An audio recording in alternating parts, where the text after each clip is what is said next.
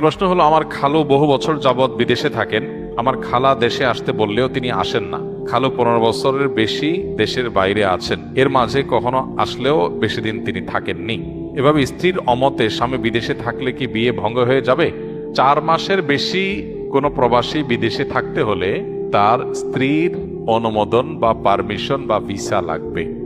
প্রবাসীদের প্রবাসে থাকতে হলে 2 ধরনের ভিসা লাগবে। একটা হলো যে দেশে যাবেন সে দেশের ভিসা নিতে হবে, আর বিবাহিত হলে বউয়ের কাছ থেকে একটা ভিসা আলাদা নিতে হবে। বউ যদি বলে ঠিক আছে তুমি 2 বছর পরে আসো, আমি সহ্য করব, তাহলে ঠিক আছে।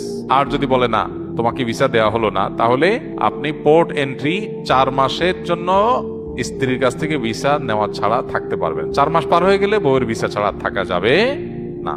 তার মানে একজন নারী, তার প্রতি আপনার কর্তব্য আছে। বিয়ে একটা করে বাপ মার সাথে তার সংসারে ধরা দিয়ে আপনি চলে গেছেন বিদেশ, কেন? টাকা কামাই করতে।